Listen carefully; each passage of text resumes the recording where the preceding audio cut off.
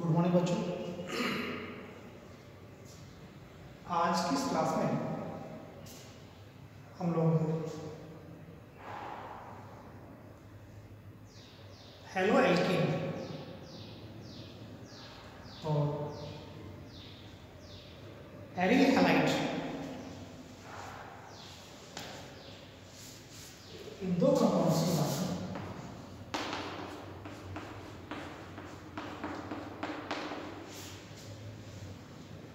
देखते हैं कि कौन कौन से मेथड्स होंगे जिनसे इनका फॉर्मेशन होगा और क्या इनकी केमिकल रिएक्शंस होंगी, मेथड ऑफ फॉर्मेशन और chemical reaction.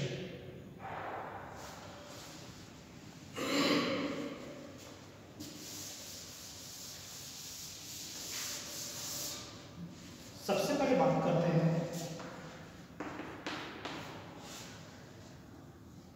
Alkyl halide formation के मेथड्स क्या होंगे। तो एक सिंपल सा चार्ट होगा,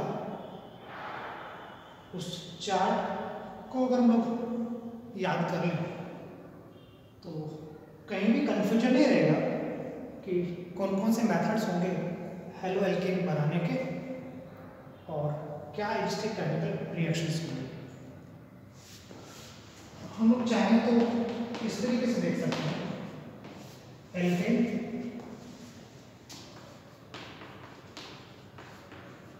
एल्कीन एल्काइन और यहाँ चाहे तो देख सकते हैं alkene with derivative like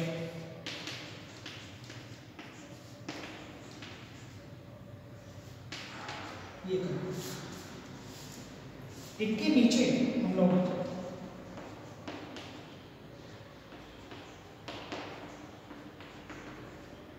alcohol और एल्कोहल हमको पता है 1 डिग्री 2 डिग्री और 3 डिग्री 3 तरीके के होते हैं।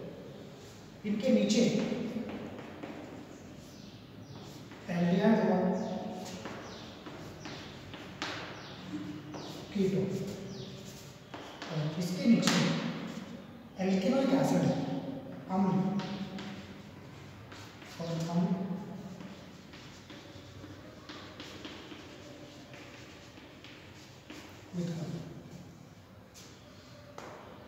अगर ये चार्ट हमको याद हो, सीक्वेंस क्या मैंने नोट किए, तो हम लोग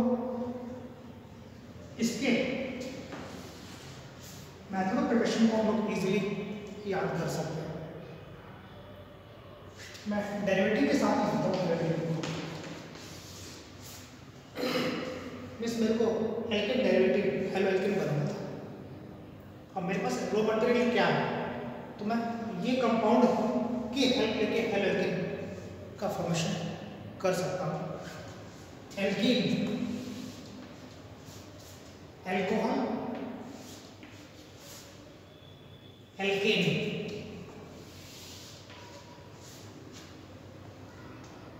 एल्कीन से हेलो एल्केन कैसे बनाएंगे, एल्केन से हेलो एल्केन कैसे बनाएंगे और एल्कोहल जो कि 1 डिग्री 2 डिग्री और 3 डिग्री होते हैं को यूज करके हेलो एल्केन का फॉर्मेशन कैसे करेंगे। अगर ये सारे मेथड्स हम लोग सीख लें तो लगभग सारी रिएक्शंस कवर हो जाती हैं हेलो एल्केन प्रिपरेशन के रिगार्डिंग। तो मैं बात करता हूँ, एक बात तो शॉर्ट में लिख देता हूँ। अगर हम एल्केन से हेलो एल्केन बनाना चाहते हैं तो रिएक्शन होगी हेलोजन से in presence of solar light के प्रेजेंस में रिएक्शन होगी। एल्कीन एडिशन ऑफ HX और एल्काइन से तो डायरेक्ट नहीं बनेगा, लेकिन एल्कोहल यूज करके हम लोग बना सकते हैं। बट क्या यूज करें, एल्कोहल से हेलो एल्केन बनाने के लिए HX SO Cl2, PCl3 और PCl5। हम चाहें तो अल्कोहल की रिएक्शन HX से करा के हेलो एल्केन बना लेंगे। हमारे पास अगर थायरिल क्लोराइड होगा तो भी अल्कोहल रिएक्ट करके हेलो एल्केन बनाएगा, और PCl3 भी हेलो एल्केन फॉर्मेशन में काम आता है, और PCl5 से भी हम लोग हेलो एल्केन बना सकते हैं। और एक रिएक्शन और होगी, वो हुंस बीकर रिएक्शन में आती है, वो सिल्वर एसीटेट के साथ हम लोग रिएक्ट कर रहे हैं। इन सबको याद करने के बाद लगभग कवर हो जाता है।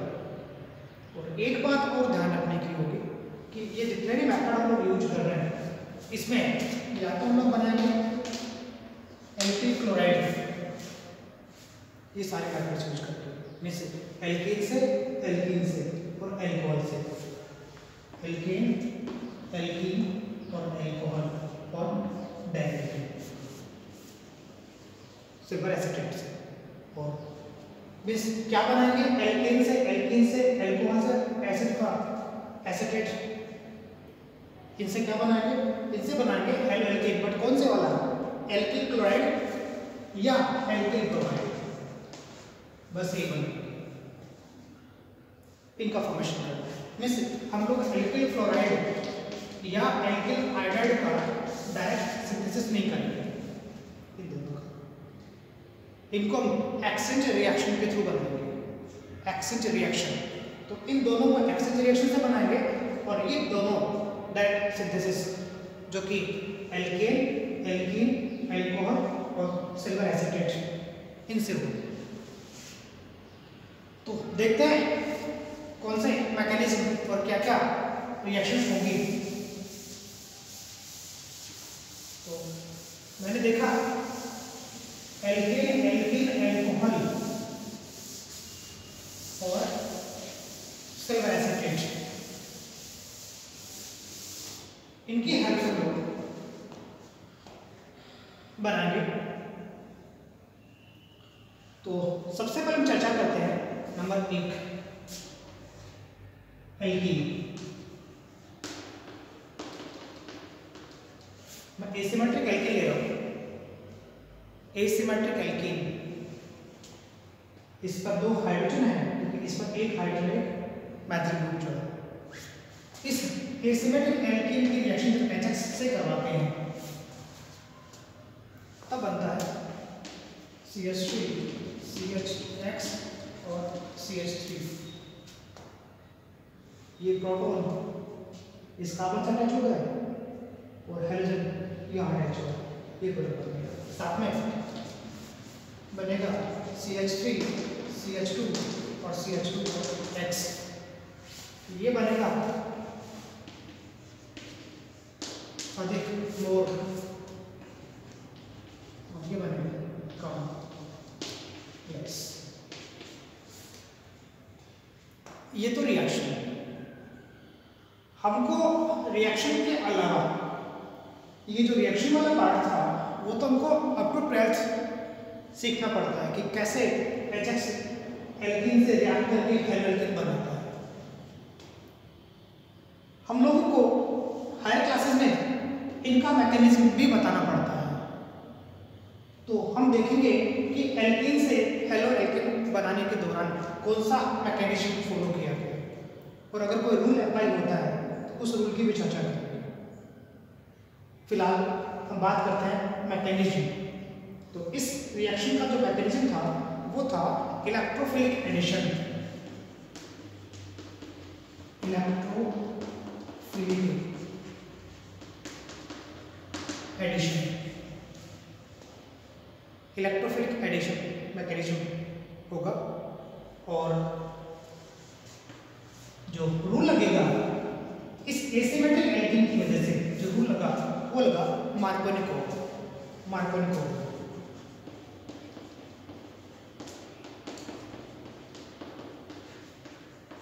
ये रूल लगेगा और ये इसका मैकेनिज्म होगा।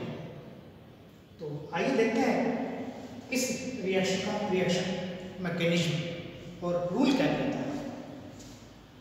तो मैंने मैकेनिज्म के लिए देखा, ये जो Hx था ये हिट्रोलाइटिक क्लीवेज करेगा।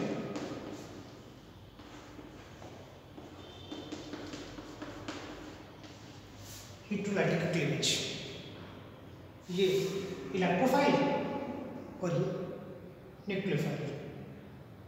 ये जो इलेक्ट्रोफाइल है, इलेक्ट्रोफाइल वो मैकेनिज्म के दौरान इस एसिमेट्रिक एल्कीन के इस पाई बॉन्ड पर अटैक करेगा।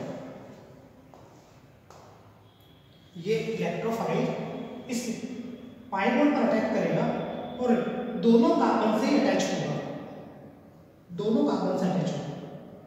और हमको पता है एक बात का कि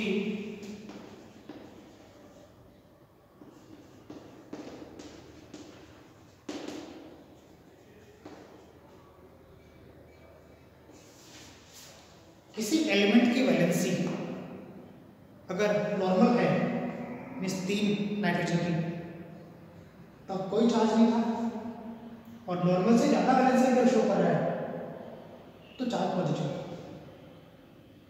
यहाँ देखते हैं, हमको पता है हाइड्रोजन की वैलेंसी 1 होती है, लेकिन जैसे 1 से ज़्यादा वैलेंसी होती है ये चार्ज पॉजिटिव शो करेगा। खैर देखते हैं क्या होगा। ये कंडीशन बनी हुई है, वो पाई बॉन्ड ब्रेक हो चुका है, ये वाला, और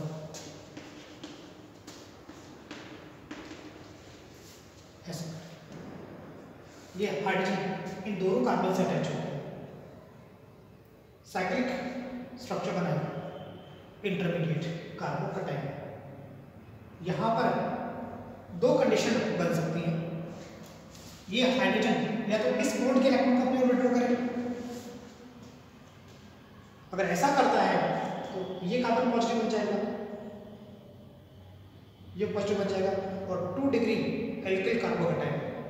और यदि ये वाला इलेक्ट्रॉन विड्रॉ करता है, ये बॉन्ड अगर शिफ्ट करता है हाइड्रोजन की तरफ, तो यहाँ पॉजिटिव चार्ज आएगा और बनेगा 1 डिग्री एल्किल कार्बोकैटायन। तो ये स्टेप फर्स्ट जो था वो स्लो था। फर्स्ट स्टेप में जो कि स्लो होता है, इलेक्ट्रोफाइल एल्कीन पर अटैक करके और इस तरह का कार्बोकैटायन बनाता है, जहाँ से दोनों ही बॉन्ड ब्रेक होने के चांस बराबर।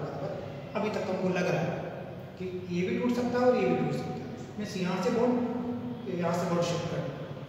स्टेप सेकंड में यही कार्बोकैटायन हमको यूज देना है।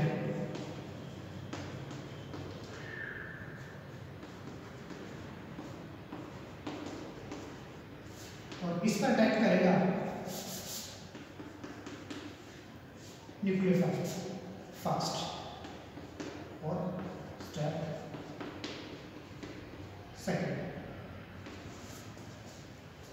लेकिन ध्यान ये रखना है कि न्यूक्लियोफाइल का अटैक नीचे की तरफ से होगा,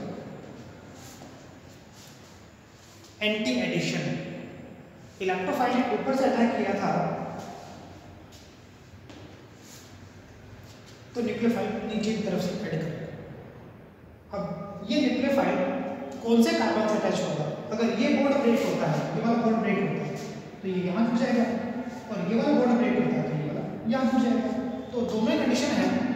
अब हमको पता है अगर ये बॉन्ड ब्रेक होता है तो बनता है 2 degree alkyl carbocation, 2 degree carbocation, जो कि ज़्यादा स्टेबल होता है।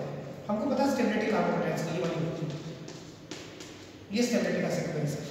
2 डिग्री एल्किल कार्बोकैटायन ज़्यादा स्टेबल होता है बजाय 1 डिग्री कार्बोकैटायन के। ऐसे में अगर मैं अज्यूम करूं कि लगभग इस कार्बोकैटायन स्पीसीज के मेरे पास 100 स्पीसीज हैं, ये 100 स्पीसीज हैं, तो एक मोटा आइडिया मैं ये मान के चलूँ कि 90 या 80 के आसपास स्पीसीज ऐसी होंगी जिनमें ये वाला बॉन्ड टूटेगा। मीन्स ये बनेगा,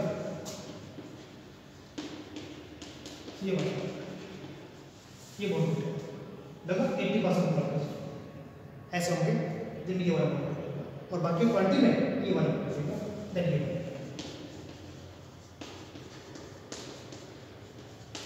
ये, तो ये मोर और लेस। अगर किसी इलेक्ट्रोफिलिक एडिशन रिएक्शन में दो प्रोडक्ट बनते हो, दो ही तो बने यहाँ। अगर किसी इलेक्ट्रोफिलिक एडिशन रिएक्शन में दो प्रोडक्ट बनते हो तो दो तो तब पॉसिबल है जब एल्कीन का ऐसा हो एसिमेट्रिक।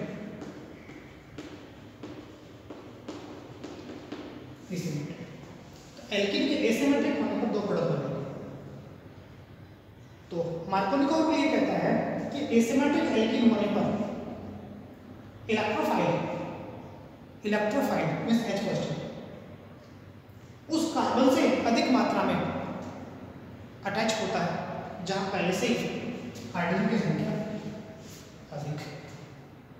यहाँ पर दो हाइड्रोजन और यहाँ पर एक हाइड्रोजन। तो मार्कोनिकोव रूल फिर सुन लीजिए, मार्कोनिकोव रूल ये कहता है कि एडिशन रिएक्शन में इलेक्ट्रोफाइल मींस H पॉजिटिव उस कार्बन से अधिक मात्रा में अटैच होता है, जुड़ता है जहां हाइड्रोजन परमाणु की संख्या पहले से अधिक है। इसका मतलब वो ये बोल रहा है कि अधिक जुड़ता है। इसका मतलब ये नहीं कि इलेक्ट्रोफाइल वहां जुड़ेगा, इलेक्ट्रोफाइल वहां भी जुड़ेगा लेकिन इसकी संभावनाएं कम होती है, तो इस तरीके से हमने देखा कि इलेक्ट्रोफिलिक एडिशन मैकेनिज्म दो स्टेप में पूरा हुआ, जिसमें एक स्लो और एक फास्ट था और स्लो स्टेप में इलेक्ट्रोफाइल जुड़ रहा था, इसीलिए तो हमने इसका नाम रखा इलेक्ट्रोफिलिक एडिशन मैकेनिज्म। तो हमने देखा कि एसिमेट्रिक एल्कीन जब HX से ऐड करता है तो इलेक्ट्रोफिलिक एडिशन मैकेनिज्म को फॉलो करते हुए एल्केन बनाता है। एक मैकेनिज्म और भी है इस एडिशन रिएक्शन का।